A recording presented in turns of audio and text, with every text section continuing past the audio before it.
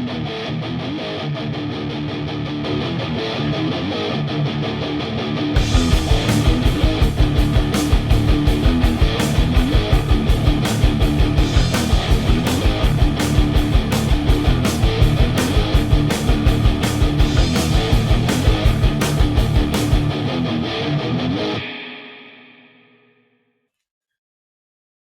promise this is probably going to be the last fiddle with it. That's what she said. Hey! Fucking on a roll. Fucking on a roll. That's what she said. Fucking on a roll. So that it looks good. I mean, Cool. I don't know how it is for you, but you got light on you. It's almost nice because it kind of illuminates one side of your face more. It looks very artistic, kind of. Yeah. Almost looks like a cologne ad from the early '90s, where it's all like, do you want to be mysterious? Wear this cologne from France. It's called Le Petit Smelly Guy. Le Petit Smelly Guy. Something like I remember that. it's funny, there's a like piss take perfume cologne commercial on one of the radio stations in San Andreas. And it's just an advert for like other people's sweat. It's like, it's real sweat. Get those pheromones raging. Nothing gets a woman wilder than a sweaty man. I mean, if they marketed it right, that shit would sell. I mean, I'm pretty sure some outlets do. much like these Cranked and Ranked mugs that you can buy if you go to the YouTube store. And it says peanut butter platypus on the other side. It's a perfect cup for drinking coffee, as I am doing now. Or you can drink tea. I mean, I guess you can drink anything you wanted to out of this. Or you can use it to keep your pens in. Yeah. Multi-purpose. Like, seriously. Multi-purpose. It is worth the money just because of this. In fact, just buy 2 or 3 of them, because one can be for coffee, one can be for pens, the other one can be for, I don't know, paper clips. Just, go hog wild. You're worth it. Treat yourself. Anyway, hi. Welcome to Cranked and Ranked. This is, that's what it is. This is the podcast / YouTube show where me and my friend Eddie Sparxx, we rank band discographies most of the time. We do other stuff too, but a lot of ranking and a lot of very long and drawn out discussions about music. So, where some people, and used to be me as well, I'm like, I'm going to rank these albums, and we're going to do this in 20 minutes. We're kind of like the Lord of the Rings version of that, where it's director's cut. Yeah. The director's cut, where there's just, we go on. And the artist we're going to be doing, this is part 1, is very special. Before we get into that, I'm Old Head. Thank you for being here. With me as always, Eddie Sparxx. A. Yeah, that was a good one. And the A is kind of like gone away. People used to do it all the time, but now it's a thing of the past. I'm glad that you're keeping it alive. Well, I feel like it's time to bring it back. Bring back the A. Yeah. So the artist that we're doing, it's a 2-parter because they have a lot of albums. But it's very near and dear to Eddie's heart, because it's the band Heart. Yep. Which is essentially, Ann and Nancy Wilson and whoever they have playing with them. Because really they are the heart of Heart. Which is which is why I've always thought it's interesting that they never decided to just call themselves Wilson or something like that. I like Heart. I like Heart. Speaking from the heart, I like Heart. Yeah. Yes. So Eddie really likes Heart. I, before this episode, had never listened to a Heart album all the way through. Any album. Wow. Okay. So I had heard a whole lot of their songs over the years, and I know a good chunk of them very well, from rock radio and MTV back in the day and all kinds of stuff. But this is my first time really going in, and I went chronologically and listened to all of their albums and got to experience the different eras of Heart. And I have thoughts but but that's why we're here. But we normally talk about where a band came into our lives before we begin the ranking. And honestly, I don't remember the first time I heard Heart because I'm assuming it was sometime in the 80s. I know for a fact. What's the song? There's a song from, I think it's from Bad Animals, that was on the radio a lot. Like not just like at that point we didn't have rock radio stations in Austin, Hmm. Texas. We had you listened to Top 40, and they had a song that was huge on the Top 40. Now I feel bad that I don't remember the name of that song. Oh, it's a fucking Alone, of course. Alone, all over the fucking radio. I thought And you were then going to say something like "There's the girl" or something a little deeper. No, it's like no, it's Alone. It's Alone, and then These Dreams. These Dreams was another one that I remember hearing all the time on the radio. So that was Yeah. probably my beginning. Was probably not even MTV, because in the 80s I watched some MTV, but I got a lot more into it late 80s, early 90s. So I'm pretty sure it was just me in my room with my radio on, listening to like the top 20 of the day, and Heart had songs in the top 20. So that was probably the beginning of it. And I remember I had a neighbor friend that lived next door when I was a kid, and she had the third Heart album, which the name escapes me right now, Little Queen. Little Queen. And I just remember taking a look at the cover and being like, I don't want to fucking listen to this. This looks stupid as shit.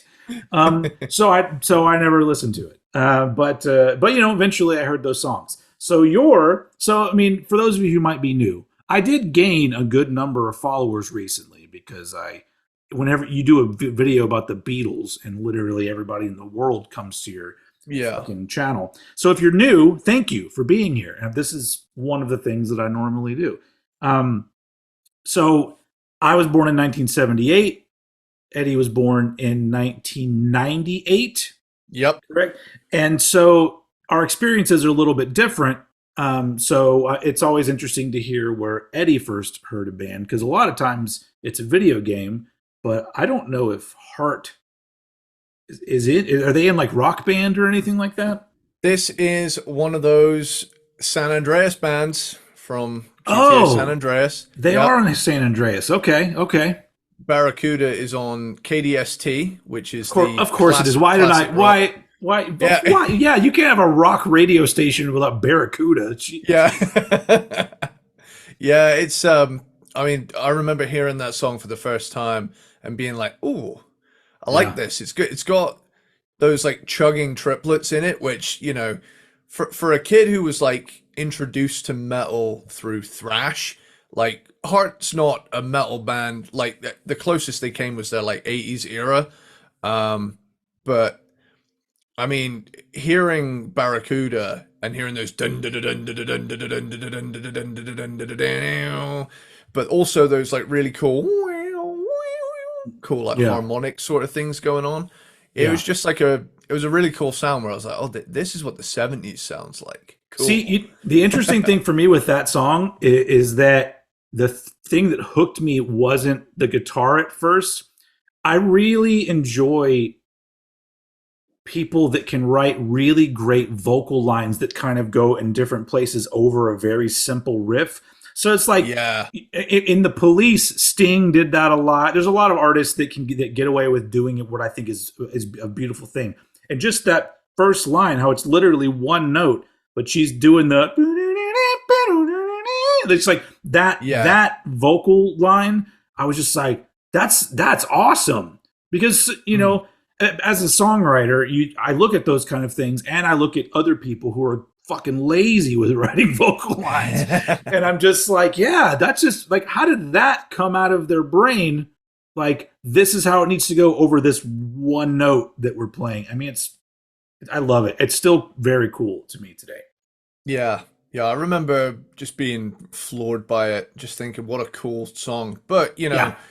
uh, at the time I was a lot I was into heavier bands than Heart at the time, so Yeah. it took me a few years to get around to the rest of their catalog. But something I'd never kind of put two and two together with was that this Heart was the same Heart that did Alone and Yeah. These Dreams, and all of these songs that I knew from the radio that I just never connected. And then one day I was like, oh my God, this is all the same band? Holy shit. They've got an absolutely stacked catalog of songs. Yeah. So yeah, Well, yeah, it's and that's why we're here. We're here mhm, for to go through the catalog. So this will be the bottom 7. So the weird thing is that they have 15 proper Heart albums, but I remember mhm. I got tripped up because one of them in Wikipedia refers to it as a 13th when it's the 12th, and I'm like, well, what album are they counting as the 12th? Is Yeah. it Love Mongers? Is that being counted as a Heart album? Yeah, because that's a weird one. That's the Christmas one where it's like Heart presents a Love Monger's Christmas, and it's like the side project got kind of. I definitely feel like it was a. People are gonna pick this up more likely if it's got the Heart logo on it. I would Got it. imagine. Yeah, Like which we and which we won't be talking about that album, but it's fine because for the Christmas episode this year, we will be talking about rock and metal Christmas albums. So I'm mhm. assuming that Eddie will bring Love Monger's Christmas to the table, along with hopefully some green bean casserole, some sweet potatoes. You know what the funny thing is about like Some Yorkshire puddings. I Gotta don't know. do the Like I'm in Yorkshire, America. I'm not. I don't. dude. What's a Yorkshire pudding? It's like if you had. It's basically like a batter like a batter bowl for your gravy. It's just mm, Okay. yeah, it's kind of like it, it's not a pastry. It's like it's hard to explain. Look it So up real quick. you're essentially pouring, but you put the gravy in it, and it gets kind of mushy, and then you eat it like Yeah, that. yeah. Like Sounds good to me. it's very functional for the Christmas roast dinner. And yeah, Yeah. you ever heard Nice. of What? Toad in the Hole? You ever had that? That sounds gross. No. No, it's literally like if you took like two bangers, like sausages, Hmm. and those are in a big Yorkshire pudding. That's what that is. So it's That basically sounds good. yeah. Yeah, it's real good. Like it's Well, one of well, those like English things that has a stupid name but is really yeah. good.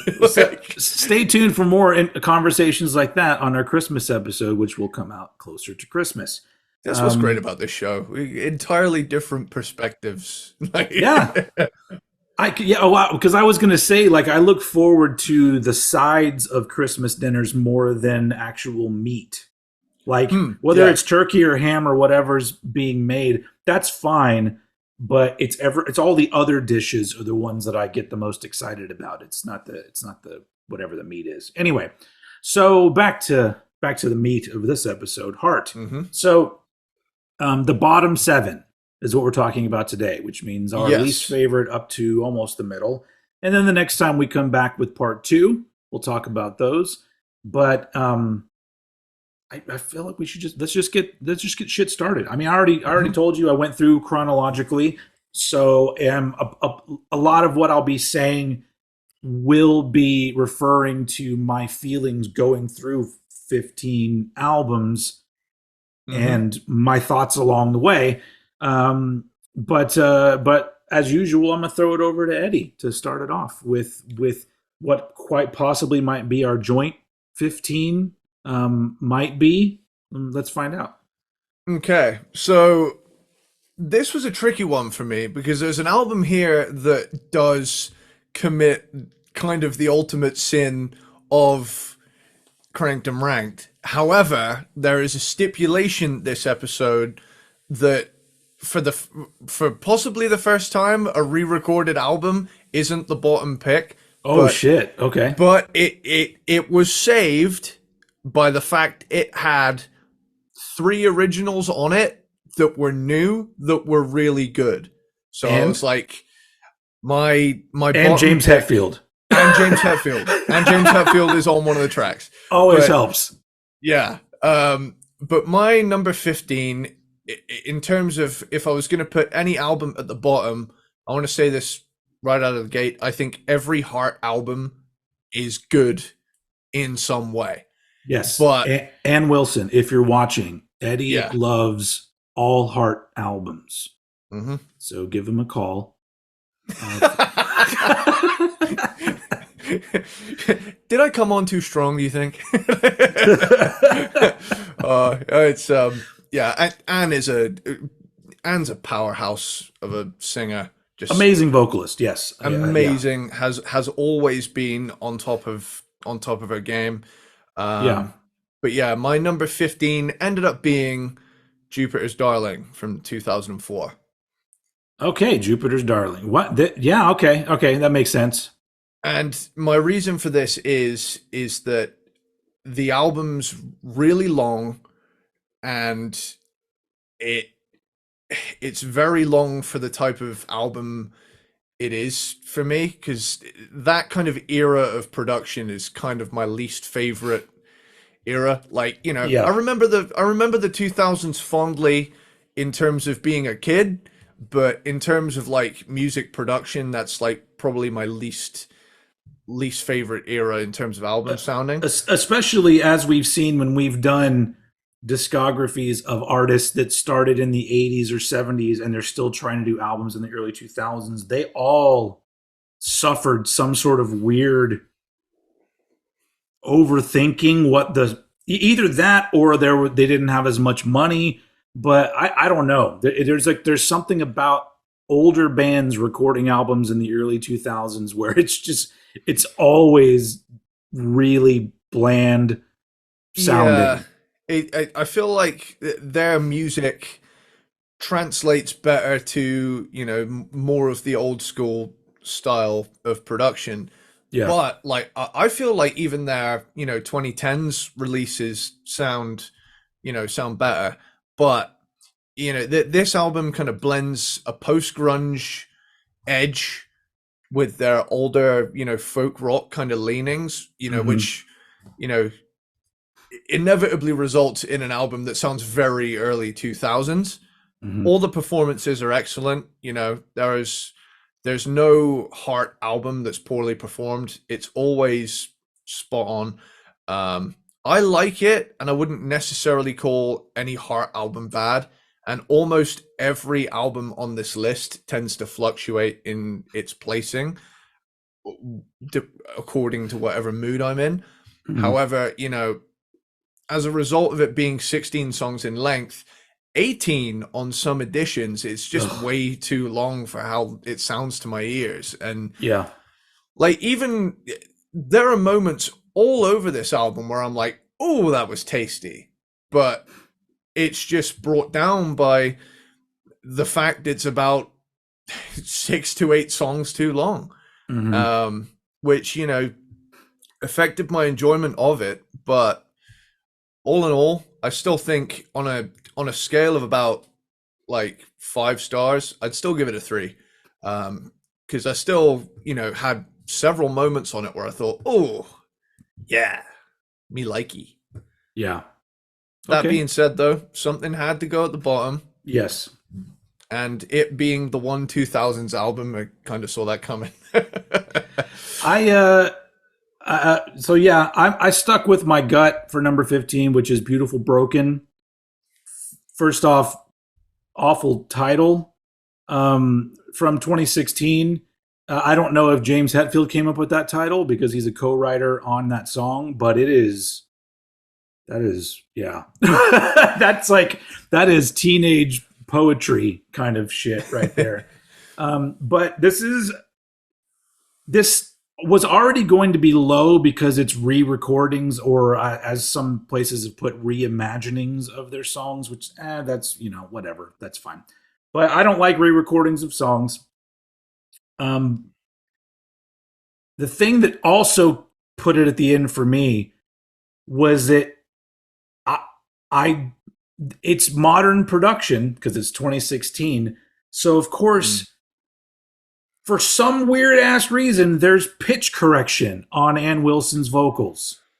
Yeah, And she is one of like she definitely doesn't need pitch correction. But even if she's a little bit off, like it sounds better as a natural voice. When I'm saying pitch correction, it doesn't sound like T-Pain. I understand that, but I can hear. It's still too perfect. It really bothers me when that stuff is used in a way that the producer doesn't know how to mask it or make it blend naturally with the voice. If you have to use it, because there's ways to do that. A lot of artists do.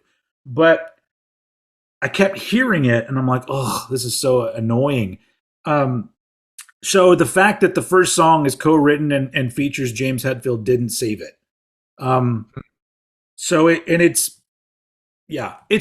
It's a whatever album for me, but I couldn't. At this point, I was to be fair, I love a lot of what Hart did, but by this album, I was ready to be done. Because if things in the 2000s with them for me got a little bit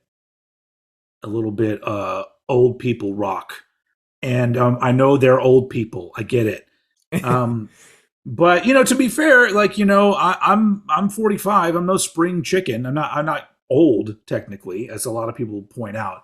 People come and come to my channel for the first time. I'm old. You're not old. I've never understood somebody arguing with me that they're older, and I'm just like, why is that? That's not a good thing. You're going to die first. You get that, right?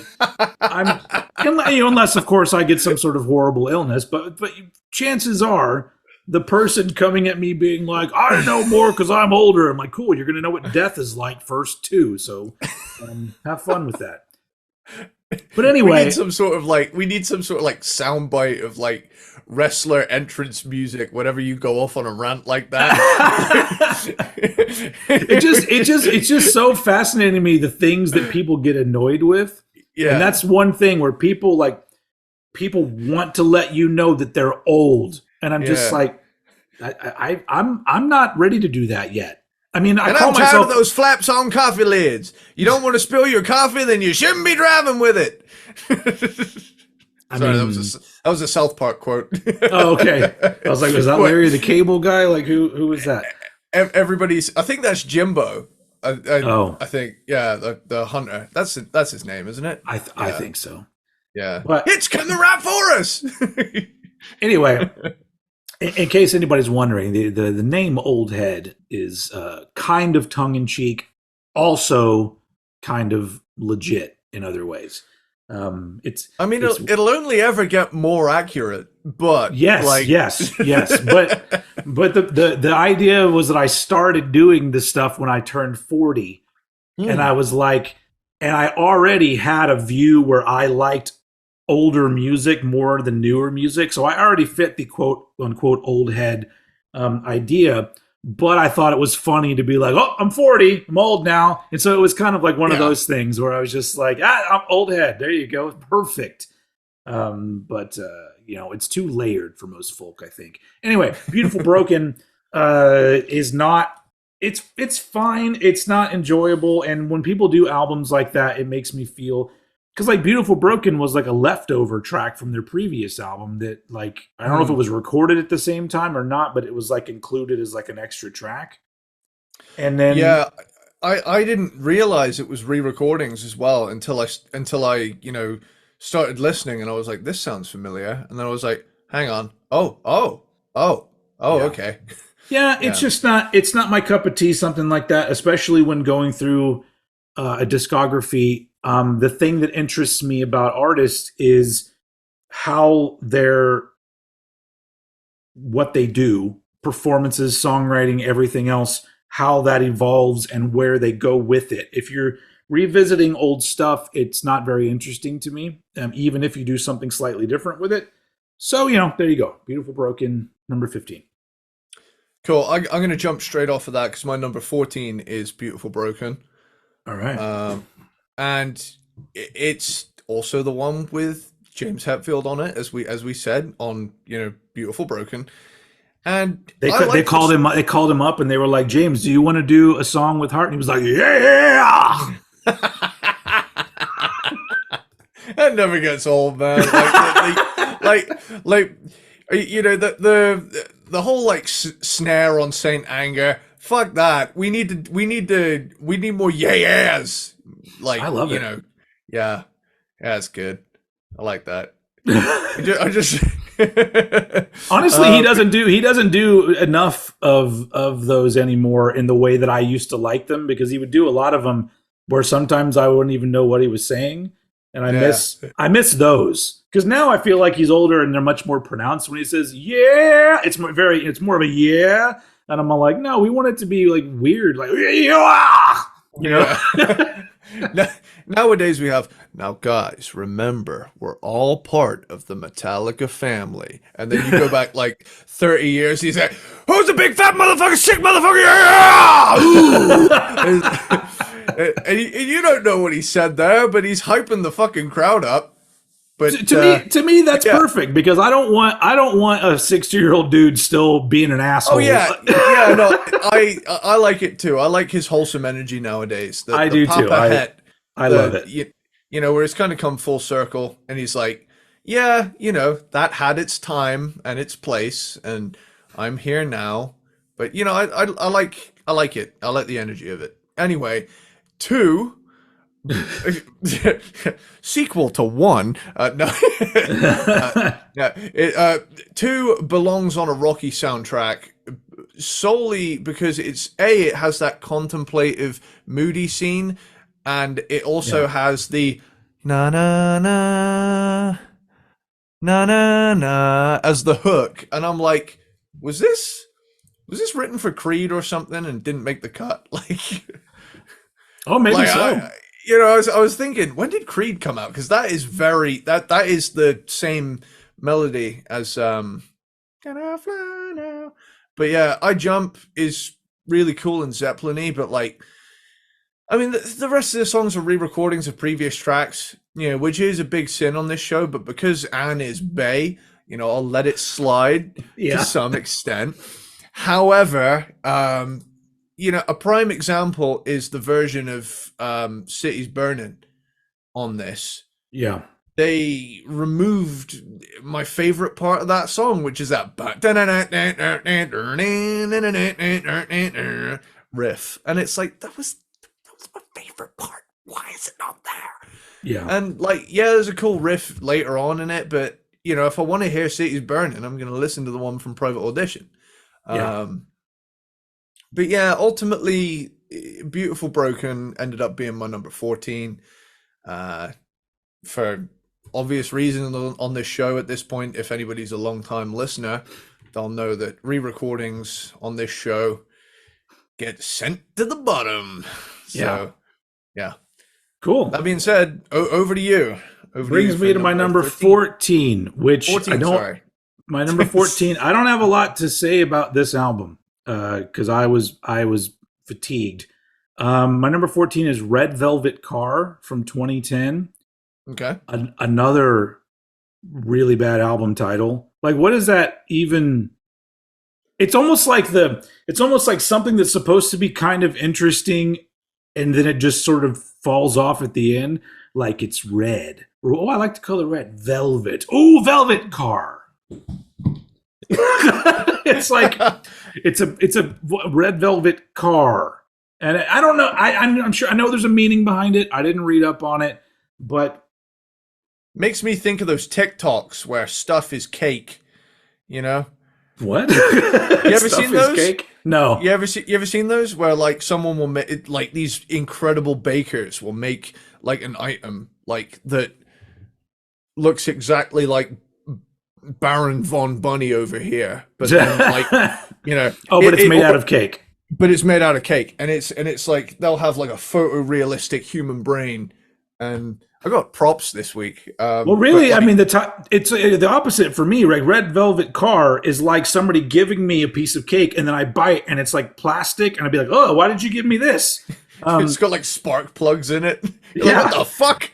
So, but once I listened to this, like the album prior to this, which I think is Jupiter's Darling. No, Fanatic was. No, yeah, Jupiter's Darling was prior to Red Velvet Car. And I was just like, God, this is more of this sort of 2000-ish, like middle of the road rock for old people. And it's all of the stuff is well performed. Like you said, I can't, if I was going into an album just because I wanted to hear Ann Wilson sing, then that's great because she sounds great on everything. Mm. But if I start to try to look deeper into stuff, sometimes the guitar riffs get a little bit lame, and it's so forgettable. It's just absolutely forgettable music performed by talented people, and so it's just, yeah, bland velvet car or something like that is what it should be called.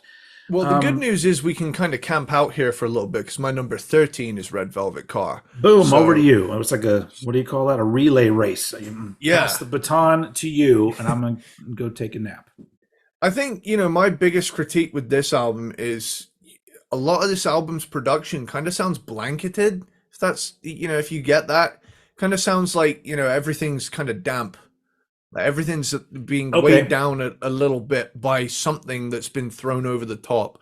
And Yeah. it kind of, I like a lot of the energy on many of the tracks, but it's just brought down by this kind of lifeless, kind of dead production sound. And it's like, I can understand like maybe they were trying to go back to like a 70s sound, but the only problem is it's, it's the 70s, the quote unquote dead 70s sound where stuff is like really dry or something like that. That's not predicated on sounding like the low end is high up but everything sounds really flat.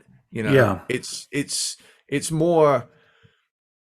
more about the idea of a space and not too many effects on it is what the 70s was. Depending on what instrument it was, because if it was Yeah. guitar, it would have a lot of effects. Drums would have none, maybe a flange on a fill, but Yeah. um, it's a good name for a band. Write that down, Flange or on a or fill. or a porno. But that's for cranked and wanked. Different Yeah, one. red, yeah, Coming Red soon. Velvet Car. Yeah, Literally. yeah. You need to subscribe to Patreon for that one. Yeah. Oh God, what have we done? Now we've spoken it into existence. Now we have to do it. But yeah, to me, this album sounds like the energy's there, but the production just weighs it right down. So, Yeah.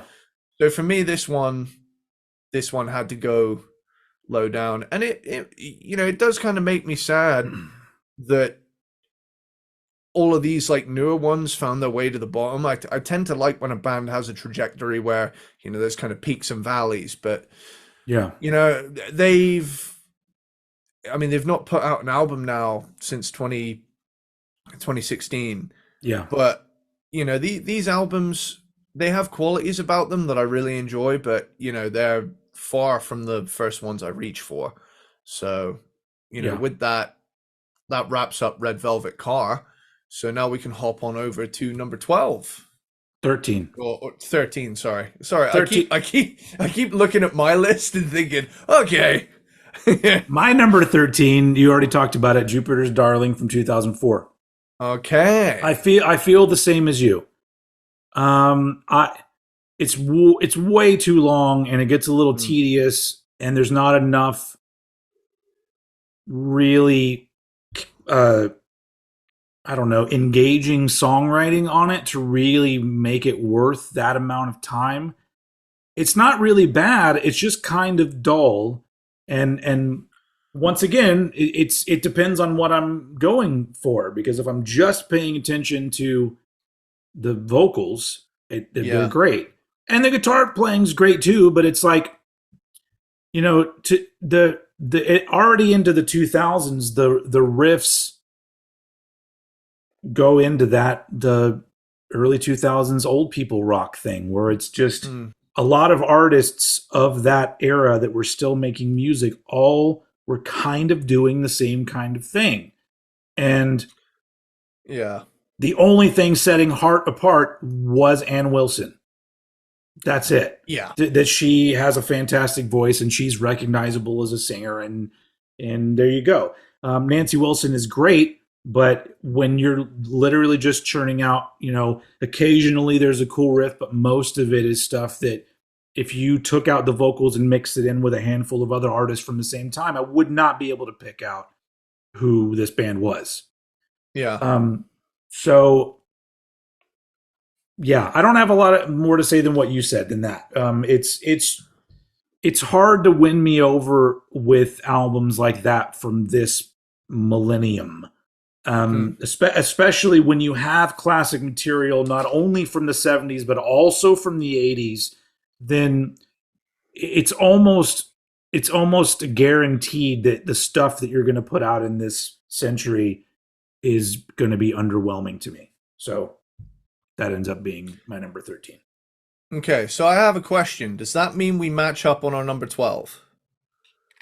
Is your number 12 Fanatic? It is. Then yes, we've matched up on number 12. Okay, cool. So from 2012. Yep.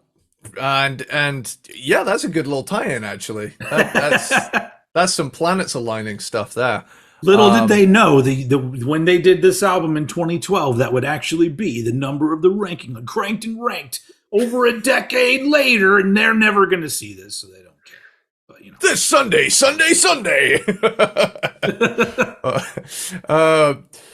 But yeah,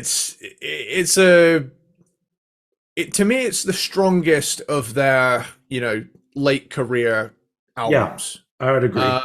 Its production is a bit brighter. It doesn't feel as weighed down. There's a bit more. There's a bit more, variety going on. And it feels like to me that they were having fun when they made the album and recorded the album. Like an energy comes across in the album. Yeah, I feel like this one, of all of them, like even down to the cover art. Like when I look at the cover art, I'm like, okay, here we go. Yeah. Here we go. There's just Anne and Nancy fucking rocking out. And I love that.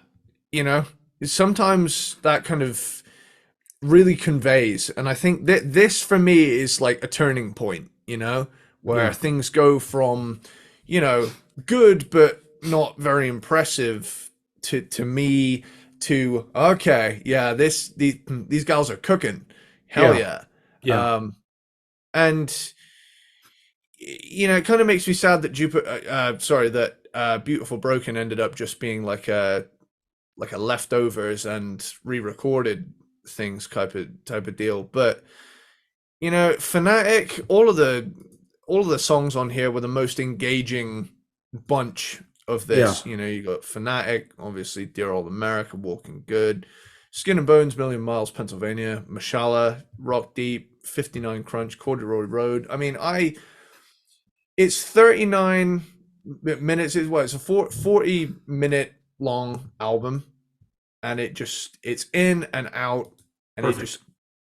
Perfect. Yeah, absolutely. To me, if you're gonna go for like a late period Heart album, this is the one to go for, because I found most of it thoroughly enjoyable in terms of I didn't love all of it. Some of the songs were kind of same old, but it's an improvement from Jupiter's Darling. And it wasn't too long to where the songs that I didn't like as much, I didn't look and go, holy shit, we're not even halfway done yet. Like it was, it as an album for, for that era, 2012. I enjoyed it. So, and at this point, that's really all that I'm going to really get out of these, because, there's no new ground being broken here. It's just, are you a fan of this stuff that Heart did? Then here you go. Here's some newer stuff that they did. It's not reinventing anything or taking any huge steps forward. It's just kind of, here's some more music. That being said, if you're going to do that kind of thing, Fanatic is not a bad way to do it. And that, before we wrap up the 2000s, because I think that's all the 2000s albums, right? We've covered all of them. Yeah, that'll be all of the 21st century So albums covered. the thing that I didn't know until recently, because I did a little bit of research on the band, just because I was wondering like, well, what have they been doing since 2016? And I didn't know about the incident where apparently Hart were playing a show and Ann Wilson's husband assaulted Nancy Wilson's son for leaving a door open. Something, yeah, something like that is, yeah, where is it? During late 2016, 2017, and 18, Hart was on hiatus after an incident in which Ann Wilson's husband, Dean Wetter, was arrested for assaulting Nancy Wilson's children outside the venue in which the sisters were Oh, performing. children, more than one child. Jeez. Yeah, yeah, it's, I mean, this is what it says on Wikipedia. Okay. This is a very surface level version Yeah. of what is clearly a very nuanced and traumatic thing. But it does say here 2019 onwards. In February 2019, it was announced that Hart had reformed for a new concert tour. Okay. So yeah, That ended quickly. It's 2019. yeah. When you see yeah, those things, and you're like, "Hey, I want to go back in time and let you guys know." Maybe not. Maybe don't do that. It's about to go down very soon. Yeah. So, but I just the thing that like got stuck with me on that was there was a rift between the two of them, and I was like, yeah, rightfully so. And so my next little bit of research was trying to figure out, all right, so clearly Ann Wilson divorced this guy, right? And there was crickets. I don't think they got divorced. I think that there are some things that are just kind of unforgivable. And I'm just like, I don't know what the reasoning was for beating children, but I don't care. I don't care to know the reasoning. And I'm sure everyone's sorry about it, but I don't, because you know that if this guy randomly just beat up some kids, he's probably tried to beat up Ann Wilson as well. So, maybe that's what would you call that? Slander or what's the one? One of them is when you say it out loud, liable or slander, one of those things. Yeah, that this definitely. I mean, of course, I don't know how old the children in question are, and not that it would make assaulting anybody okay. Yeah. But I don't know. I wasn't there. I don't know what went down. Yeah, me neither. And so that's just one of those things where like I go in this sort of situation, like I'm all like, does there need to be an intervention for Ann or yeah. I'm just gonna show up on our doorstep and go, look, there's this 25-year-old bloke in Cornwall, and as far as I know, has not beaten any kids or anybody. No. So he might be a good replacement. And then I have to go obviously visit your girlfriend and be like, look, we've had a once in a lifetime opportunity here. I'm sure she'd be very receptive. I mean, to be fair, if you showed up with Rob Trujillo, she'd be cool. She'd be like, hey, look, here's the trailer. Enjoy. I'll get to work on that too. I'll do both those things at the same time. That might be a harder sell. Getting Rob to leave his wife, because I don't think, as far as I know, there haven't been any issues with them. But who knows? Yeah, Amy makes it very clear that she's jealous. Hey, Rob is a catch for sure. Oh, I mean, but you know who else? You know who else is a catch? Eddie fucking Sparxx. Oh yeah. All right, let's move on to your number 11 album. Okay, so here's where things get interesting, because now I'm forced into the predicament of calling anything from the 70s, 80s, or 90s the bottom of the lot.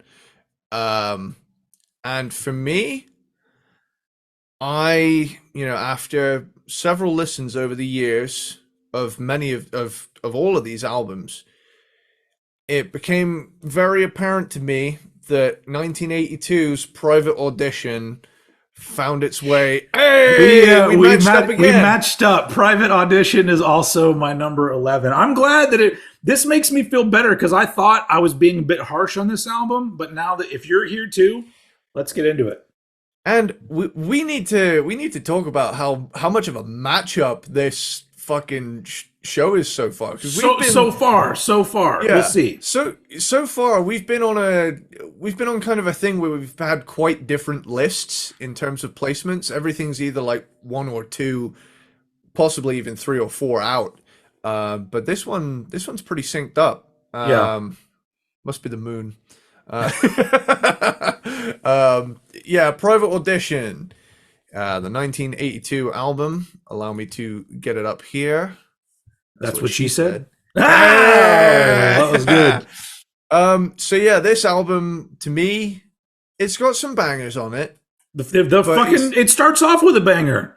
Yeah, City's City's Burning. Burning. It's great.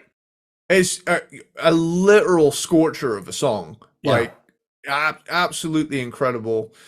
Really heavy song as well. That like at that point it was probably one of the heaviest they'd done. Yeah. Especially Yeah. the riffs in that. But you get Bright Light Girl, Perfect Stranger, Private Audition. Now,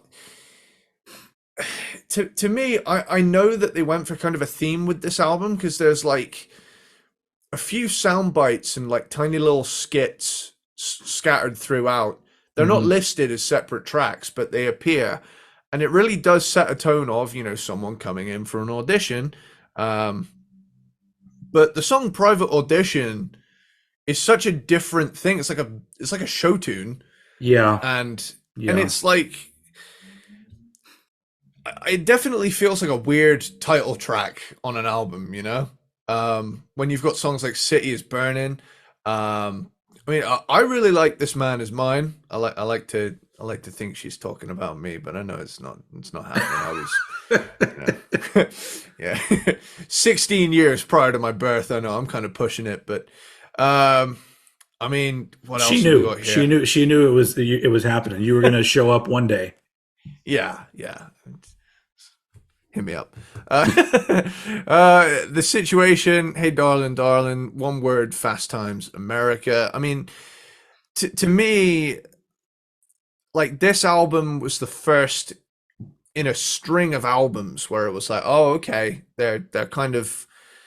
It felt a little bit like trying to find a bit of an identity in a changing musical landscape, Hmm. because like the growing presence of synthesizers, obviously folk was going to be out of the question in that, and Yeah. that was a big part of their early sound. So this is kind of a rocky transition album that I feel they nailed a lot better on the follow-up to it.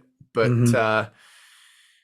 I mean, it even says here, was it in 2009, Private Audition was re-released by BGO Records as a double CD with the band's subsequent album, Passion Works. Prior to this, Private Audition had been out of print for a number of years and was Heart's most difficult CD to obtain. Yeah. Which, kind of says a lot in terms of, sales and whatnot. It was clearly an album they didn't want to push too hard. Yeah. But honestly, it's like the first time where Heart kind of stumble a little bit. Yeah. I don't want to say that. To me, it's not bad, but it's nowhere near as good as the albums, unfortunately, that surround it. So it's unfortunately like kind of a redheaded stepchild kind of album that feels kind of strange. I don't think that's appropriate to say anymore. What's wrong with redheaded stepchildren? Yeah, it's I'm dating a redhead, so I have a pass. Because I'm isn't it cool to have a redhead? How did that become a saying? That's Yeah. I don't know. Whatever. Have you ever seen? There's a guy called Tim Minchin. I don't know if you've ever seen him. He's like I don't know. he's like a comedy songwriter guy from Britain, and he's got this song called. He basically makes a point in the song, like leading up to the chorus, that there's a name containing an N, an I, two G's, an E, and an R. And it like builds up to this point, and he's like, if they want to reclaim it and take it for themselves, only a ginger can call another ginger ginger, and it's like it builds up to that, and it's like, oh, oh, woof, wow, okay, yeah, he's funny, he's funny, Ginger. yeah. Yeah. Anyway, speaking of the redheaded stepchild of Heart, first off, Private Audition sounds like an album title from 1982.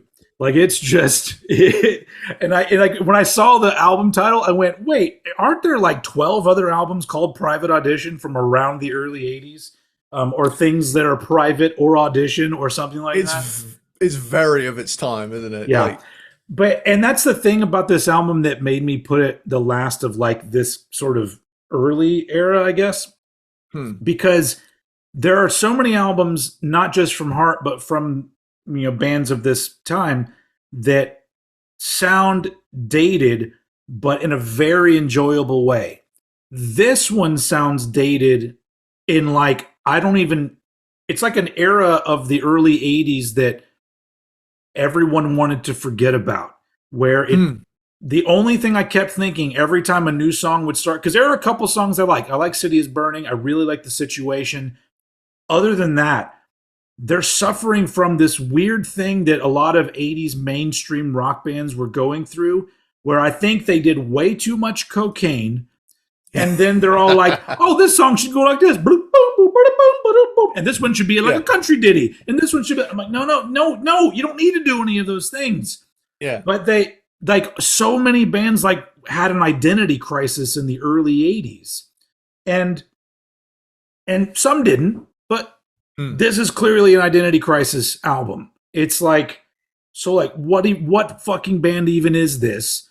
Yeah, it definitely has that feel. And to it's all over the place in kind of an annoying way. But yeah, it really was a tough listen for me, just because it just sounds like rich rock people who do too much coke, and they are just churning out an album. And maybe they didn't do that much coke, I don't know, but in 82, I'm gonna say they probably did.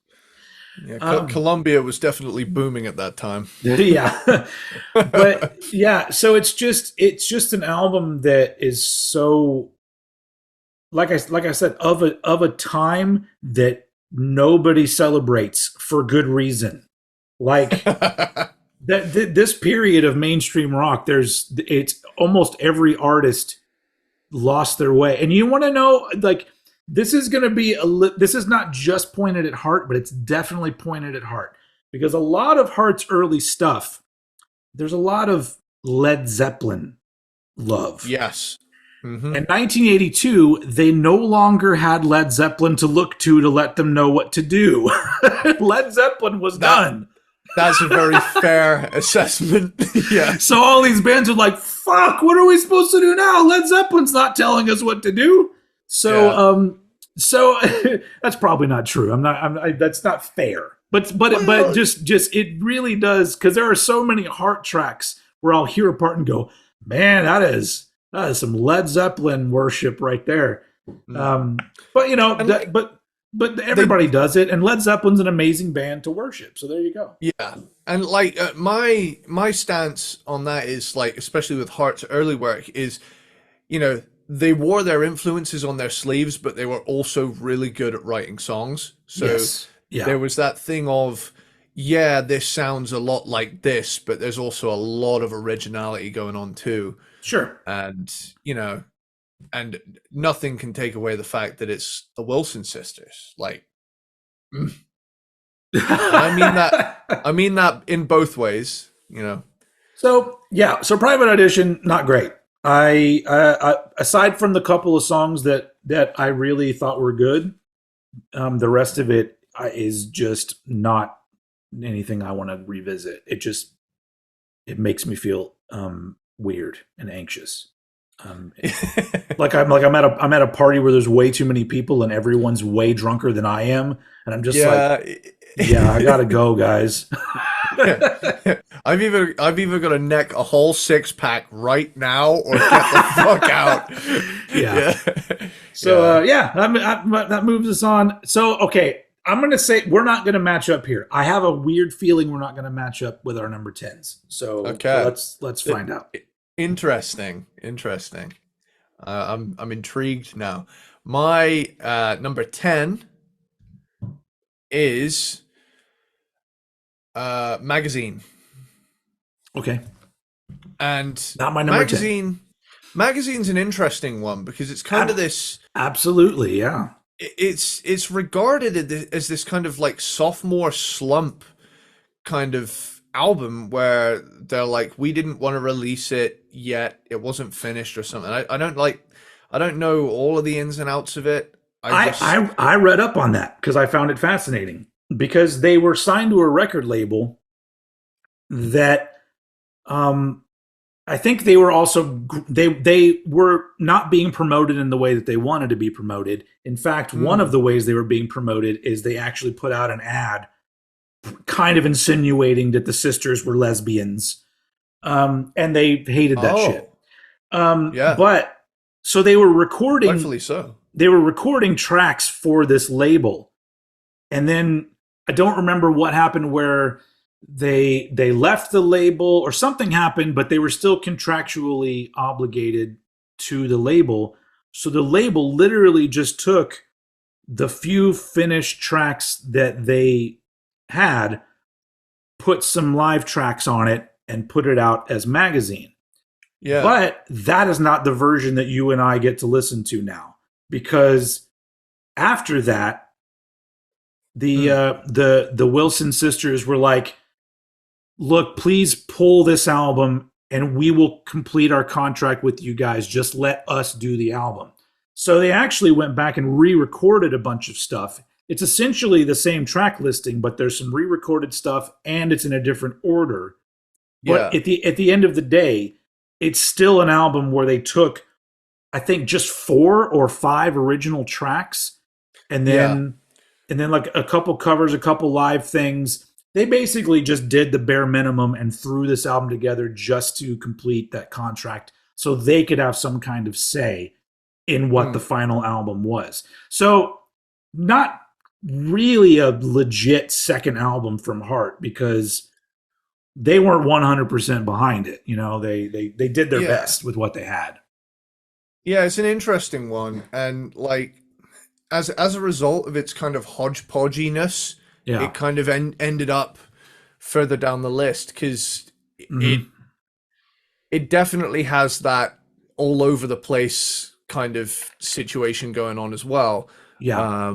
Except, That actually is you know, it's a selling point for me for the album. Whenever there's an album that has that kind of story to it, I have to admit I listen to it and it makes me enjoy it more. These albums that are just kind of odd, how they got thrown together. I don't know. So it made me enjoy it more. sure, because like for me there was like 5 Heart albums in this in one of these. Like, I know this is Foreigner, but bear with me. I have a Heart one of these, and it has Little Queen, Dog and Butterfly, Baby Lestrange, Private Audition, and Passion Works, and those were the 5 Heart albums that I spent a lot of time with. Yeah. And then I like turned 19 and got Spotify, and I started using that, and I was really into like the hair metal stuff. I was doing a deep dive on the hair metal stuff, and Heart were hair metal adjacent in the 80s and early 90s. So like Heart, Bad Animals, Brigade, and Desire Walks On also snuck their way in there. And really, I haven't really spent a lot of time with this album or Dreamboat Annie at that point, because I was like, I know these albums a lot more than these. Which is kind of an interesting way to come in on it. But honestly, for me, Magazine, it's just such a, it has like an EP kind of feel to it almost. Yeah. where it's like, 5 original tracks, a cover, and 2 live covers, and it's really good. Like it's made it to my top 10, and Yeah. this is where for me Heart gets really really good. Um, but I've just spent so much time with all the other albums that managed Sure. to find its way above it that it's just it's a victim of circumstance, I'd say. Above all else, Yeah. you know, it had a rocky production, a controversial release, uh, and it wasn't in that little album pack, and it wasn't the hair metal I was looking for either. So, Yeah. Yeah. but that being said, though, I can appreciate it. Heartless is an excellent opening track. That is Mhm. absolute staple. I'd always be happy to see that in the set list. Devil Delight is so good. And like the rest of the album's great, thoroughly enjoyable release, but it's just like I say, it's kind of a hodgepodge. Yeah. I haven't done it yet, but I'm fascinated to find out because as a vinyl collector, if I was inclined to really buy all of the Heart albums, I would be looking for that original version that Yeah, Heart didn't want put out because that to me is great. Like anytime there's an album like that where there's like, oh, there's this version that the band didn't like, I'm like, give me that one. Because yeah, I'm fine. Like once you get later on and into more recent years, then that's not fascinating to me. But for some reason, 70s and 80s albums where there's some sort of controversy about it, whatever it is, I'm like, I yeah. want that. I want that one. Very alluring, isn't it? Yeah. Yeah, it is. So, yeah, that's not my number 10. I think this album's probably higher for you, but it's lower for me because of kind of a lot of disappointment. Okay. Okay. My Let's number hear it. 10 is Desire Walks On from 1993. Okay.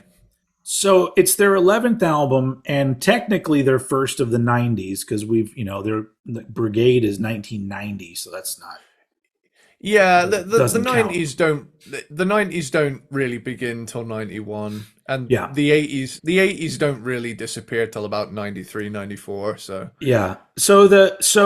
One of the positives of this album for me is that Ann and Nancy are back to trying to write songs, where they did several yeah, albums where they just weren't even bothered, and they except for one or two or something like that.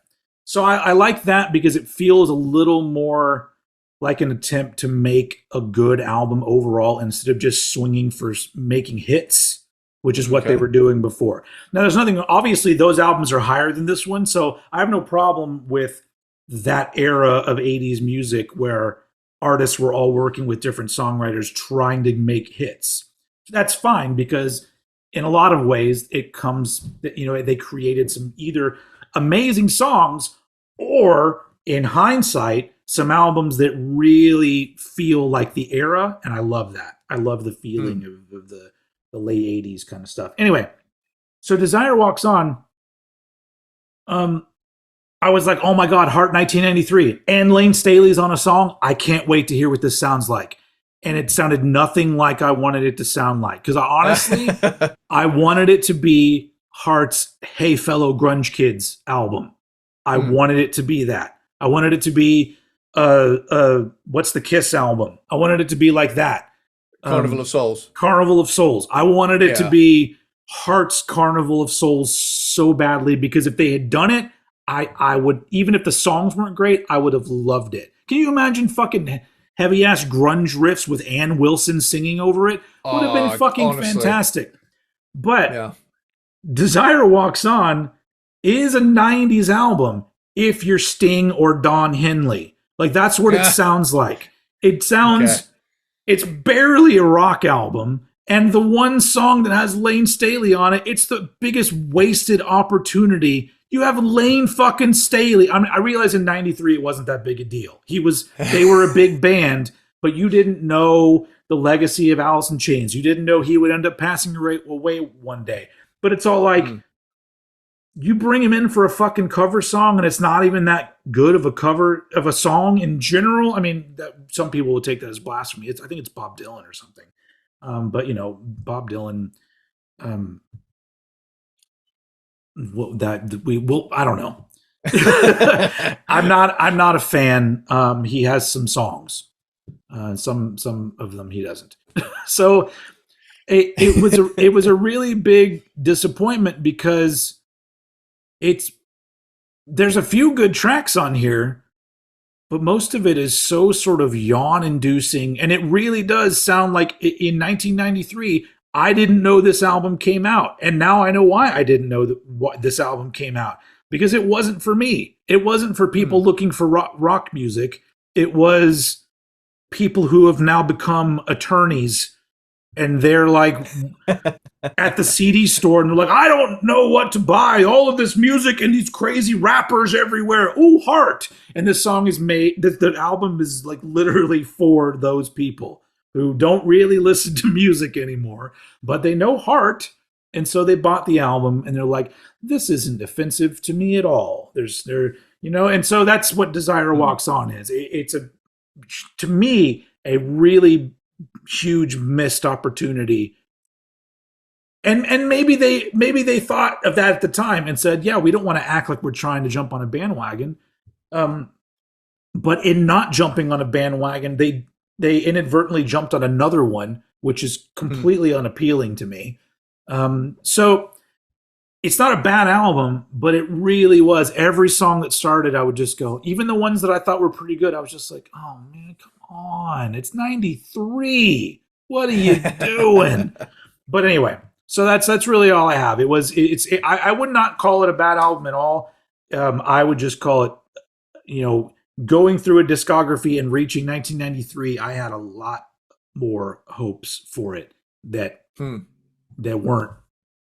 I didn't get satisfaction from it at all. I read somewhere on another ranking that it said it has an 80s hangover. And a little bit. Which that would make sense, because that's what Sting and Don Henley were doing at the time. They were like, they couldn't figure out how to get into the 90s because they were old dudes and they were rich and they had no desire to do anything interesting. No desire to walk on. Woo! Wow, that was great. Yeah, it's the I've got the touch. Yeah. Yeah. Which brings us to our last album of this episode. Yeah. We're doing the bottom 7 and then next time the top 8. So this will and I don't have you're not going to hear me start to get like really positive about Heart until next time. So and au contraire, because I have entered the realm of I don't feel good putting any of these low at all. All right, cool. And this is just a case of now here's 9 albums I really, really like. I mean, to be fair, that began on magazine and even Private Audition, but I'm gonna just say this: I specifically switched the amount of albums we'd be covering for this for this episode, because we were originally going to do 8 this episode and 7 the next one. We've swapped that around. We're doing 7 this time and 8 next time, because I just cannot make up my mind. And let it be known that this is a placeholder. This may not necessarily be the same number 9 next episode, because we've got a potential break between this episode and then the next one may be another 2 weeks away. It's going to be a huge cliffhanger. Will Eddie start just mixing things up? Yeah, I come back and there's like cork boards with like articles and like red string just all over the place, and I'm just racking my brain. Either way, I'm going to rip the Band-Aid off and say my number 9, as of right now, according to my mood this week, is 1980s Baby Lestrange. Okay. It's really good. I can't point to anything I don't like about this album, and I mean, I'm gonna be honest, it's my favorite Heart album cover because you know I've gazed longingly at Anne in this album cover. I'm not gonna lie, um, but I mean, Baby Lestrange, Down on Me, Silver Wheels is a cool little like break in the. It's just a little instrumental break. Mhm. Oh, it's yeah, break. Everything's aligning this episode. Break's fucking sick. Love that song. Rockin' Heaven Down, awesome song. Even It Up, love the horns in this song. Strange Night, Raised on You, Pilot, Sweet Darling. I mean, God, like this is just really good. Like it's 1980, so it still feels rooted in the 70s stuff. Mhm. They haven't quite got to the cocaine, what the fuck are we doing moment quite yet, but Their cocaine habit is just starting. They haven't quite yeah, gotten to full on where it's a huge problem. yeah. This honestly, this is a rotating cast of characters as far as I'm concerned at this point because I really like this album and Mhm. you know I love the music almost as much as I love that cover. Like that is, oh wow. I need to get that off my If screen. we were ranking album covers, this would be number one. Mm. I mean, it's yeah, what can I say? Gorgeous women, gorgeous voices. Yeah. Just nothing but pure admiration on my end. And I hope that I'm managing to do it without coming off as a creep because I just genuinely mean that. You're not. You're You not. know? Not no. Not creepy at all. Yeah. Yeah. Um. It's just full blown admiration. Hell yeah. All Baby right. Well, Lestrange, the beginning of what I consider the full on kick ass end of the Heart discography. Over to you, my fine sir. all right. So this is the last album of theirs where, if like you had a scale of things I enjoyed and things that I was critical about, the scale is still tipped a little bit to critical, but then it starts to even out and go a little more the other way next episode. But this is the last one Okay. where there are things I like about it, but there's a whole lot that I don't, especially because this seems to be considered an essential Heart album. And I think the only reason people say that is because there's one really good hit song on it. What are you gonna do? Dog and Butterfly is Okay. my number 9 from 1978, the year I was born. So obviously, Straight On is on Year of here, our which, Lord. which Straight On is a classic, and I love it. It's a Yeah. great song. So when I went into listening to this album, it's their 4th album overall. Mhm. All of a sudden, I had like some questions that popped up as I was listening to it. First off, I was like, why did they put fake crowd noise at the beginning and the end of the first track? Because it's not live, it's a studio track. But they just said, you know what this one needs? This needs crowd noise and an announcer. 'Cause I'm just like, that's such a weird, it's a weird choice. But that doesn't matter because bands do shit like that all the time. But as the songs were going through, I'm like, why does the songwriting all of a sudden seem less cool? Like Okay. it feels restrained and a bit like not very fun. And then I go look up and I'm like, oh, this is the first one where they collaborate with longtime songwriting collaborator who this woman who wrote like shitloads of songs with them. And I'm like, that's got to be it because somebody else's influence came into the songwriting and it just feels a little bit sort of like, oh, here's some songs. And I'm just like, wow. Because it's like it really loses a lot of steam if you're just listening to their albums chronologically, where all of a sudden you hit Dog and Butterfly, and I'm just, man, like some of the energy just gets sucked out. Even with Straight On, which I love. But it sounds like a 1978 album. It has a few moments of greatness. I actually really like Mistral Wind, which is the very Mistral last. Wind is so cool. I love so that song. that is even more of like a thing where I go, well, they, I mean, they ended on such a high note. But the, like I said, the weight of all of the things where I go, man, it's missing something. And, and it, yeah, it doesn't have enough songs that really sort of grab me. And even on earlier Heart albums, I wouldn't say all the songs are great songs, but even the songs that maybe as a song don't quite have a hook or have a thing that really brings me in, but there's a, for lack of a better term, there's a coolness. It just, they feel like a cool band up until this point. Hmm. And then it really starts to feel a little more like, I don't know if they're overthinking themselves or they're, I have no idea what it is. But um I mean, it's a 70s album. It's got a hit on it, but other than that, like, it doesn't have enough. Yeah, I don't know. It doesn't feel as heart as the earlier albums felt, and I don't want to throw that on what, I don't remember the additional songwriter's name, but I don't want to throw that on them. Sue Ennis, I think she's called. Yeah. Sue Ennis. But she's been collaborating with the band ever since, on Yeah, a it says whole here shitload of tracks. she's co-written over 80 songs with Ann Wilson and Nancy Wilson of the band Heart. Wow. Yeah, yeah. So I don't know if that's the problem. It could. I'm sure it was a culmination of things, but it really was the first part of the discography where I kind of just went, "Oh, okay. Well, this is this album." And then there were different levels of that moving on, but um, I think if I try to divorce myself from those aspects and just listen to it as an album from 1978 and pay attention to Ann Wilson, it's great.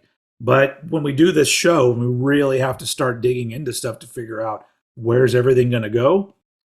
Yeah. That's when I got way more critical of it, and I just went, "Yep, doesn't have the same appeal to me as their earlier albums." So, and it doesn't have the big old sparkly hit songs of the '80s.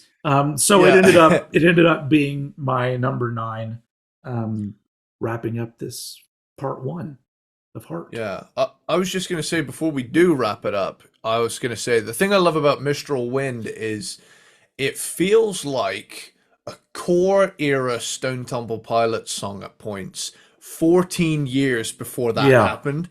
And yeah, there's like these cool, like, da da da chimey bits here. Bling, bling, mhm, gang, gang, gang, boom. Just so it's like really heavy at points, but it has yeah. those like cool jangly bits over the top. Well, Um, they're a Seattle band, and yeah. they had a lot of influence over. I know for sure Chris Cornell had said many Oh, times that he was inspired by Heart, and I it think makes any sense. any rock singer worth their salt's been inspired by Ann Wilson at some Pro- point. Probably, yeah. Speaking of that, what's really weird is that I read that very recently Nancy Wilson started touring as like Nancy Wilson's Heart, like without Ann Wilson, Oh and yeah. is doing Heart songs, and I just go, who sings those songs? I don't. Maybe somebody's seen it out there and knows what it I is, but does she have a singer that's well equal to Nancy or well Nancy's done several songs too in Heart's discography, yeah, but but uh, but she's a Anne fine is singer. definitely Anne's definitely the one with a lot of the chops though in terms of like all Yeah, those like rundowns you get sometimes and you and think wow. and I guess a lot of people just don't care. It's just like the thing, like Speaking of Seattle, it's just the same thing we talked about when we did Queensryche, where they Hmm. have a perfectly fine singer now who's great vocalist, can hold his own, can sing all of Jeff's stuff, but when you have a vocalist that's not only very recognizable in his sound, but is also just so integral to what made the band fucking awesome, then if you're Yeah. leaving that element out, I don't care if you are like, a legendary rock guitar player or whatever, it or if you can sing a lot of the stuff. It just, for some reason, it just I know everyone's got to make a living. Everybody wants to go out, and I'm assuming that there's some rift between the two of them because why else would she be going out on her own? Mm. But I mean, I know she does solo stuff as well, but she plays Heart songs too. So I don't know. It's interesting to me because um, I feel like the selling point of Heart is Ann Wilson, and Nancy Wilson is a great guitar player, but she's not like Jimmy Page where you immediately know it's Nancy Wilson. She's just a good guitar player. She's not a that she's not recognize. I don't think she's recognizable. Do you think her guitar playing is recognizable? Like you would be able to pick it out? I think she tends to shine more on like the kind of folky stuff that they do. Sure, yeah. But I feel like that translates more in like instrumentation because I know she busts out the mandolin every now and again and those sorts of things. My knowledge of Heart could be greater, but Yeah. I know the music really well. The lineups I need to brush up on a little bit. Oh, they've had a lot. I mean, they had a lot of different members I mean, which makes sense because it even in the beginning, Dreamboat Annie, it's just the two of them on the album cover. It's not like they included the rest of the band on the cover. It's like almost they knew. They were like, we may not want to keep these dudes around. Yeah, it's because I know that they've had several iterations now. Where's the? Let me have a quick look on the fly. Let's find out how many members have been in Heart. Let's find out. Okay, let's have. Oh my God! Holy shit! Okay. It's like a scroll that just like keeps unrolling. you know that thing on Wikipedia that they do that's really cool, that timeline thing where you can see like the band members, different colors and everything. Yeah. So okay, here we go. 1, 2, 3, 4, 5, 6, 7, 8, 9, 10, 11, 12, 13, 14, 15, 16, 17, 18, 19, 20, 21, 22, 23, 24, 25, 26, 27, 28, 29, 20, 30, sorry, 30, 31, 32, 33, 34, 35, 36, 37, 38, 39, about 40. I think I might have missed one. Wow. In my brain, I went, let me see, what do I think it is? I'm going to go with 17. And you went way past that. Okay, hang on. I was being conservative with my guess. I was like, 17, maybe 17 members. Okay, while we're on the subject, you stole them. I'm gonna find out how many people have been in Whitesnake because that is my God, huge. Oh my God. Okay, hang on. It says band members of Whitesnake. List of Whitesnake members. Further information. List of band members in Coverdale's bands. Okay, let's have a look here. Oh my shit. Good God. Okay, hang on. 1, 2, 3, 4, 5, 6, 7, 8, 9, 10, 11, 12, 13, 14, 15, 16, 17, 18, 19, 20, 21, 22, 23, 24, 25, 26, 27, 28, 29, 30, 31, 32, 33, 34, 35, 36, 37, 38, 39, 40, 41, 42. So about the same. About 40 members. Do you think that artists like this, like let's take David Coverdale for example. So he's played with 40 some odd people in Whitesnake. He's played with different people probably in solo projects. He played in Deep Purple. Do you think he remembers the names of all of the musicians he played with? Like the ones that were in a touring band. Like, do you think he remembers all of them? That is a lot. I forget the names of people that I just met. I remember you. You played bass in my band. Mustache McTop Hat, right? Yeah. Yeah. But the big question is, when are we going to tackle Whitesnake? I'm surprised that we haven't done Whitesnake yet. That is amazing. Yeah. How is it taking us?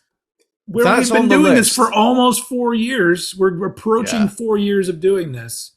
It's on the list, but we gotta move that in because that's another band that I've heard one album of theirs all the way through. I'm guessing you know which one it is. See, I'm liking that we're entering this arc now where you're just as in the dark as I am. Yeah, I like Yeah, that. because But I'm fascinated by these bands, especially because Whitesnake is very similar to other bands and Heart, where they did have a '70s era that sounds different from their '80s era, and I have no idea what they did once they reached the mid '90s. Like, fuck, I have no idea. So, well, we haven't even touched on Deep Purple yet. Like that's a huge oh, band. that's good. Like Yeah, that well, that's Deep Purple though didn't have that arc in the '80s where they had big old hit pop singles. You no, know, no. whereas They had a few Whitesnake and albums, Heart but and yeah, Foreigner's another one where they had a '70s output, and then all of a sudden their biggest hit yeah. was in the '80s. So I don't. Anyway, it's fascinating. All that stuff's fascinating to me, but we're on Heart right Mm. now. Heart Part One. Heart Part One. That concludes Heart Part One. Why is that so hard to say? Um, so yeah, next time we're going to be doing our top 8 Heart albums, which I like. Where I'm glancing at my notes. Yeah, yeah. At my number 8, I already have things that I enjoy about it. So that'll be a way more, well, for my side of things, it'll be a more positive experience because I feel like I have slagged off the Wilsons and their band enough. I think I've been fair to Anne. Anne gets out clean because she's she's great. She sounds good on everything. So Woman's an angel. Oh yeah.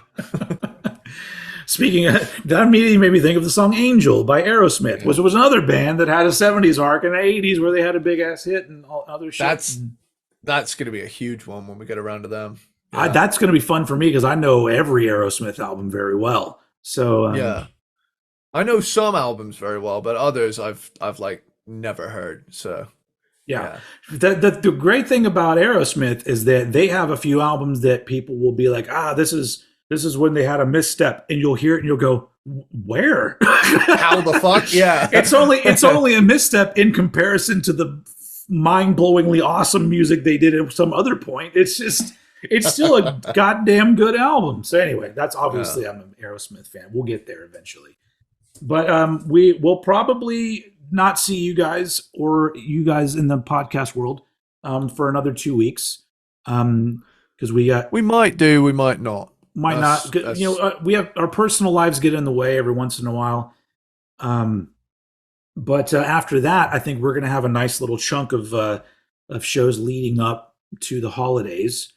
And so, and that's always a fun time. I love doing our Christmas episodes because they're always fun, or holiday episodes because not everybody celebrates Christmas. And fuck, I barely celebrate Christmas. We just put up a tree and give presents. I mean, that's as far as it goes. Anyway, Tree, prezzies, food. but yeah, Oh yeah. candy, sweets, Yes. as they say in the. Dude, I've been on there's recently been like an American candy store open in like Cool. it's like a chain. I think it's called like So Sweet or something. They've like popped up in like every town in Cornwall lately, and no word of a lie, I have filled my freezer with Charleston chews. Charleston chews. We don't even eat those in America. I don't think I've seen a Charleston chew in the store since I was a child. Dude, every time I go in there, I come out with like 2 of each. Get the vanilla, get the chocolate, get the strawberry, just throw it in the freezer. Like a couple hours later, really satisfying snack. That is, They get the length right. yeah. Like there is a lot of satisfaction with the Charleston chew. Now I feel like have I just been missing out? I need to go. Next time I go to the store, I'm gonna try to find a Charleston chew because I don't even know if I remember. You need to freeze it. Dude, I do that with anytime I buy any sort of candy for myself that's not like fruity, obviously. It goes right in my fridge. Like it's either got to be cold or frozen. Like I love putting a fucking Twix bar in the freezer. That is amazing. I have a fun story. I have a fun story about that before we go. Is when I was doing the Duke of Edinburgh Award, which is like this thing in the UK where you you have three things you need to do. You need to go on a big hike. You need to have a talent and something else. I can't quite remember. I did bronze and silver. Fucked off gold because I thought, I've already got the silver. I've done more than most people. Is this a school requirement? It's not a requirement, but it looks good on a resume. Got it. Okay. Yeah. And everybody, a sizable chunk of people were doing it that I got along with. So I was like, fuck it, let's go hiking with some friends. It'll be a laugh. Yeah. But I just remember at the time we were doing the training for it because they do like training weekends. They teach you how to survive in the wild, basically. And I just remember at the time I had like a bag full of chocolate bars, and one of those was a limited edition all caramel Snickers, because at the time they were doing all nougat or all caramel Snickers. And I don't know as in there's no nuts in it, or what? No, there's nuts, but it's either all nougat or all caramel with the nuts in there. So yeah, so there was this like limited run. I think it was about like early 2012 or something, because it was really cold. And I was, we were sleeping on Dartmoor, which is a national park in the UK, and I just remember like sleeping overnight and waking up and reaching into my bag, and I went to bite into this Snickers thinking, oh yeah, first thing in the morning, I'm gonna reach in, get that, and just feel completely recharged. I bite into this fucking thing, damn near rip my teeth out. I just like bit down, it was like ow, because it was the all caramel one, and it had frozen completely. And I thought, well, I had to be really quick because my friend was still sleeping, and it was only like just sunrise. It was like I love, you know what? Not expecting it as a bad thing, but I love it when a candy bar is like that, where you have a hard time getting into it. When it's so frozen, and you're like, I got to chew on it a little bit to get anywhere with it. Yeah, but it's a different story when you think it's gonna, like, your teeth are gonna go right through it, and then you almost shatter them in a cartoonish style. Like, it's my wife always gets on my case because she says that I love old man candy, because like my favorite. We get ageist about food. I just know that like one of my favorite candy bars is the Heath bar. I love Heath.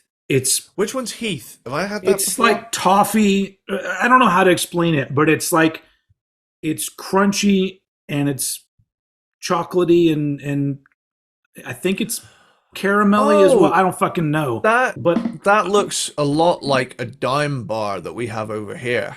Okay, I love those, and I like my candy to be a little bit crunchy, so that's why I'm into Twix and Kit Kat and stuff like that, because I like a little bit of crunch.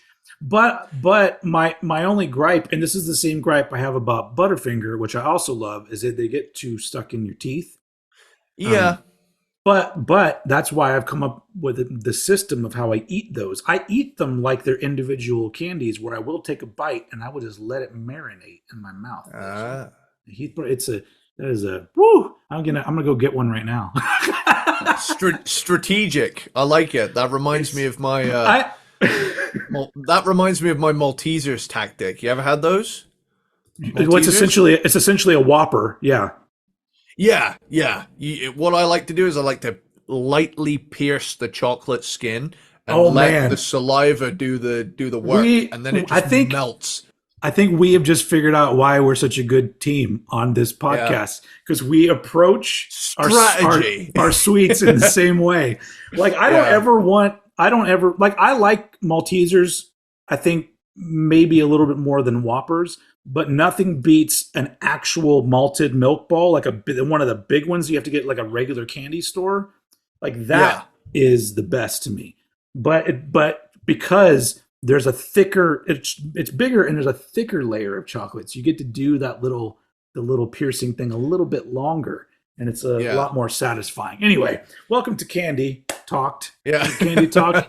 I don't know what a good name for that would be.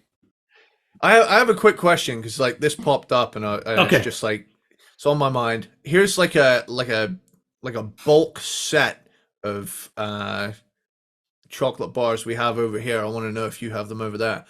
Okay. The Cadbury Flake. We have Cadbury stuff, but I don't know about the flake. That doesn't ring any bells. The flake, you know, like in an ice cream, you get the flake. You guys have that over there? No. Like, you know, you get like the soft serve ice cream, and then like the. Is that not a thing where you are? What's the flake? Is it like something crunchy that's stuck in the top? It's like if you took like a sheet of chocolate and repeatedly like rolled it over itself so that it's like. Oh, it is. Hang on, wait. I know what you're really talking about. I know what you're talking about, but we don't. That's not a normal thing we have over here. No. Right. Yeah, you can just buy that straight up as a bar. Aero, the Nestle Aero. I don't think I know what that is. It's like bubbles on the inside. It's like chocolatey, but like bubbly. Oh, Nope. cool. Never had that. I'm like gearing up to send you this whole hamper because I want you to experience this. Please do.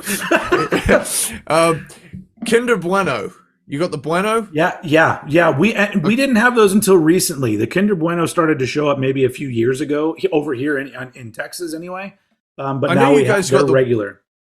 You guys got that weird regulation where you can't have Kinder Surprise eggs, right?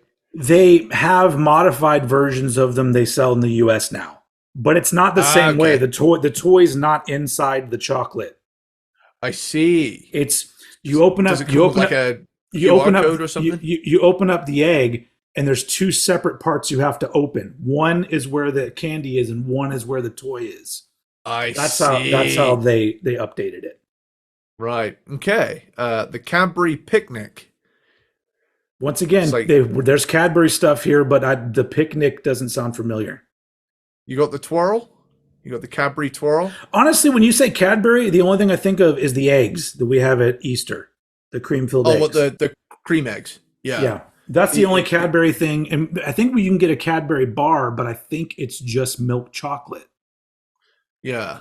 Yeah, because we got the monopoly on that. Yeah. You got the Bounty Bar? Bounties over here. I don't even remember what those are, but I've seen those. We have those. That's coconut. Oh, I'm not into the coconut ones. No. Obviously you got Twix, because you mentioned Twix. Yep. You got Snickers. You got the Mars Bar? Yeah, we have Mars over here too. Mars Bar. Kit Kat, obviously. We've got the Yorkie. Don't know if you have the Yorkie over there. As in the York peppermint patty? No. It's a chocolate bar, but like all the segments are like big old chunky boys.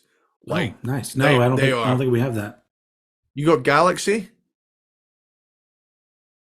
If we do, I've never tried it. The really smooth one, and then you got M&M's Maltesers. Of course, Galaxy, is it like a Milky Way or a Three Musketeers? Do you have those over there? We've got.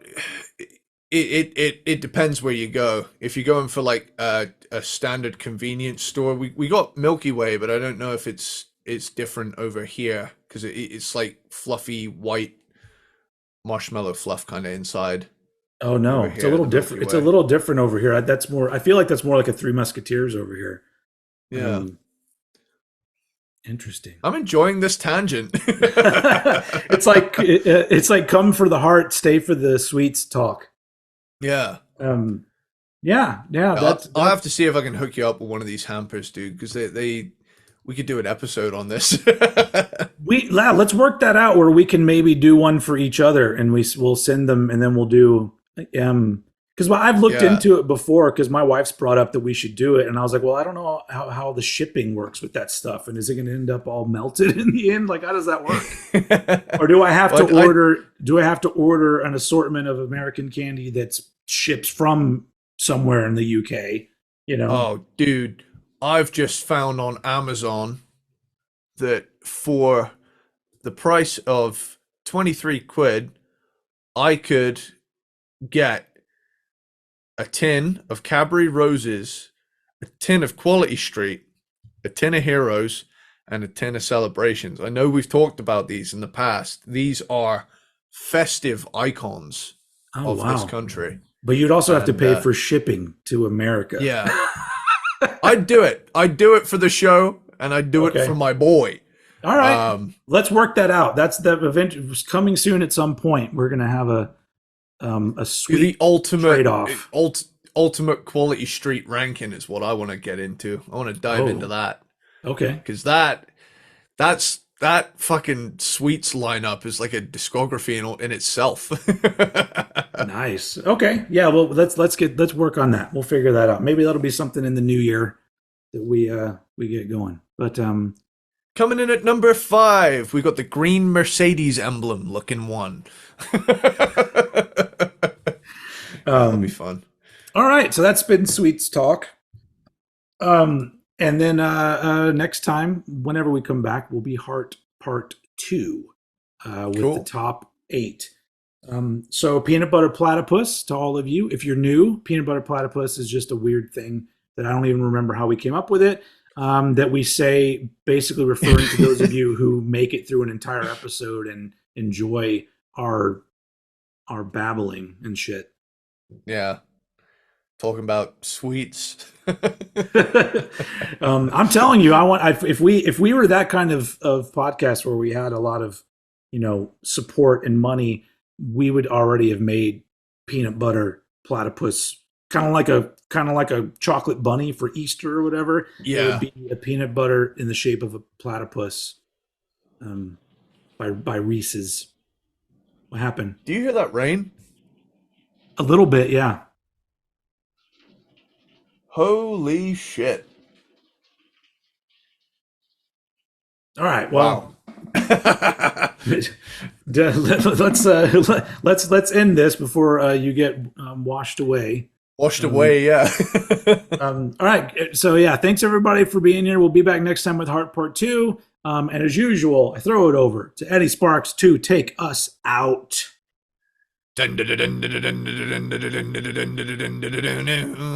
Later, dude.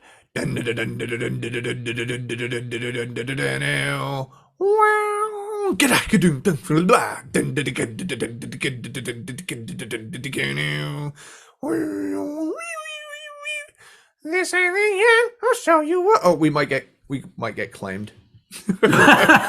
Copyright. Oh, lady dude. All right. Bye, everyone.